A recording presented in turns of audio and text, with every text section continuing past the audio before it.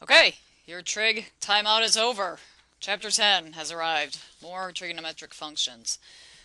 So here we are in section 10.1. You need the template that I gave you in class. Calculator probably be a good idea too. So let us start with the definition of radian. This section is on radian measure. So radian is a unit measure of a central angle. So this might take you back to last year in geometry when you did circles. So here's a central angle that intercepts an arc. An arc intercepts an arc, so here's the arc, equal in length to the radius of the circle. So if you notice in the picture here, the arc, if you were to be able to measure it, it would measure 1 centimeter, and the radius of this particular circle measures 1 centimeter. And therefore, this angle we can now call 1 radian.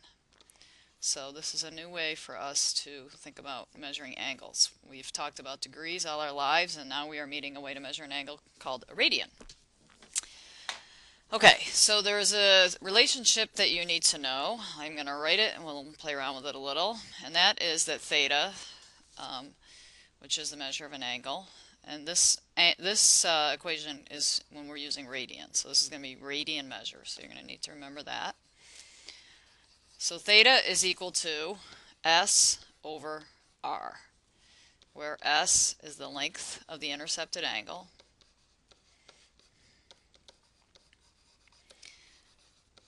and R, shouldn't be too much of a surprise, is the radius. This is not an equation you are given on your cheat sheet, so this is an equation you're going to have to remember, and I'm going to give you a way that I remember it.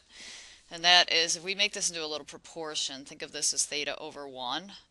If I thought about cross multiplying this, I would get S equals theta R. And this sort of looks like the word soar like an eagle. So maybe just remembering soar, and then if you needed to solve it for theta, you'd realize, oh, I just divide by R, so theta is equal to S over R. And so given 2 out of 3 things, we can figure out another thing that way. So if I came over here and pretend I had asked you to figure out what this angle is, theta, and remember theta is in terms of radians, so then theta is equal to S over R. And so I just need to know what the measurement is of the intercepted arc for this particular angle. So that would be 2 plus 2, also known as 4. And in this angle it's labeled, or I'm sorry, this circle, it's labeled that the radius is 2. So 4 divided by 2 is 2. Therefore, this is 2 radians, which if you come back up here and see what 1 radian looks like, here's 1 plus 1, so that's 2. This is just a different picture, different measurements, so you can start sort of thinking about this a little bit. So really important thing though that we do need to be able to do is go between degrees and radians. So I just want to take you on a little trip to understand the relationship, and then hopefully you'll get it in your head. So if you recall, we've got a circle sitting here. The circumference of a circle, the measurement all the way around the circle, is equal to 2 pi r. So in this particular situation, it appears that we are just looking at half of the circle. It's kind of what we're concentrating on over here. And so hopefully you would agree with me that half of the circumference would be half of 2 pi r. And in reality, 1/2 times 2 is just the number 1. So that would be pi r. So now if I use this new equation SOAR, S equals theta r, and I'm going to just use that because that's kind of a good way to remember it, but I want to actually figure out what the angle is, so I have to rewrite it as theta equals S over R. In this case then, for this particular angle, call this angle theta here, when I look at this measurement, the intercepted arc, like I showed you up here, the intercepted arc would be equal to pi r. And then I'm going to divide that by r, and in this case we don't have any particular measurement, we're just looking at a generic circle. Divide that by r, and those r's divide out and we get pi. So what does that tell us? Well, hopefully your brain is feeling this guy to be 180 degrees. So the thing that you need to ultimately understand then is that pi radians is exactly the same as 180 degrees. And so we, when we're working with trig problems, need to be able to go back and forth between radians and degrees. And so there's some simple ways to do that, and I'm just going to start with the simplest probably, which is using a proportion. So if someone said, hey, 30 degrees, what is that in radians? And you will, similar to some of the things you've learned now in trig, get so that you just will start knowing what 30 degrees is in radians. So what I'm going to do is I'm going to set up a little proportion, and just to keep things organized, I'm going to put my degrees on the top and my radians on the bottom. And I'm going to go back up here to this fact, and this fact needs to install itself in your brain. It is not on the cheat sheet. So I know that 180 degrees is the same as pi radians. So if I come over here then, and I put these degrees on the numerator, because that's how I'm organizing myself, so then the question really is, so then if that's true, then 30 degrees is how many radians? And so now I just have kind of a simple little cross multiplication problem. 180x is equal to 30 pi, and I'm going to divide by 180. And I do want to simplify this, so you can cheat with your calc if you want and go 30 divided by 180, math enter enter to turn it into a fraction. And you will determine then that 30 degrees is the same as pi over 6 radians. It's pi over 6 right here. Okay, so the other thing you might be asked is to go the other direction. So, sort of running out of space here, but I'm going to do it over in this place. If I have pi over 2 radians, the question is, how many degrees is that? Now, I could do this as a proportion, but I would propose an easier way to do this. I could set up a proportion that's similar to this. But I would say, you know what?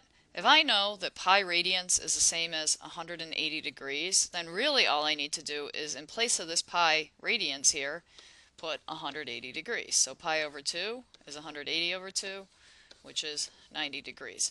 So in reality, it's actually easier if you're given something in radians to turn it into degrees. Okay, so let's just do some example problems here. Radius of a circle is 4. Central angle of the circle intercepts an arc of 12. What is the radiant measure of the angle? Is it acute, obtuse, or larger than a straight angle? Okay, so and feel free to stop the video if you want, try it on your own, and then see if you got it. Part of this new thing that we're doing is recognizing the problem. So if you notice, we've been given a radius and we've been given an intercepted arc. So what needs to happen is your brain has to start thinking, ooh, that's one of those SOAR problems, because I have a radius and I have an intercepted arc, and in the end I'm trying to figure out what the angle is. So theta then is equal to, I'm going to rewrite this because I'm trying to find the angle, S over R. My intercepted arc is 12, my radius is 4, so I end up with 3 radians. So now, to start having some sense of, well, how big is 3 radians, because we somehow need to be able to say acute, obtuse, or larger than a straight angle, you could look up at the pictures up above, for one, and have sort of an idea, but I'm going to go back to this and say, well, pi radians is 180 degrees. So if I divide both sides by pi, 1 radian, just dividing the pi out of the left side, has to be the same as 180 over pi degrees. And so if I want to figure out what 3 radians is equal to, then I would take 3 times 180 over pi. And you're actually going to want to push your pi key on your calc, or get your pi on your calc, and you would find out it's approximately 172 degrees. And we would declare then that this is obtuse. Okay, another one. Radius of a circle is 8 inches. What's the length of the arc intercepted by a central angle of the circle? The measure of the angle is 2.5 radians. Okay, so we're doing SOAR problems, so let's throw that on the paper. So S equals theta r, and this one's actually quite a nice one because it is asking us to figure out what is the length of the intercepted arc, so the equation's set up just as we like it. The radius of the circle is 8, and the measure of the angle is 2.5 radians. And this is important, and we are lucky here because we were given the angle in radians. So 2.5 times 8 is 20 inches. Okay, a couple more problems. What is the radian measure of an angle of 45 degrees? So this is another practice from what I showed you up top. So you might want to stop the video and try this on your own. Okay, I'm going to go ahead and just set up a proportion. 180 degrees is the same as pi radians. So 45 degrees is what? Cross multiply, 180x equals 45 pi. Divide both sides by 180. And simplify. So take 45 over 180. That turns into 1/4. And I'm just going to write that as pi over 4. And if you want to check it, remember, pi radians is 180, so 180 divided by 4, sure enough, that's 45. So one thing I think about sometimes rather than doing the proportion is in the end, when I'm given a degree angle and I'm asked to write it in radians, really what I do is I just take it, I divide it by 180, and I slap on a pi. So you can set up your proportion, but the pattern really stays the same.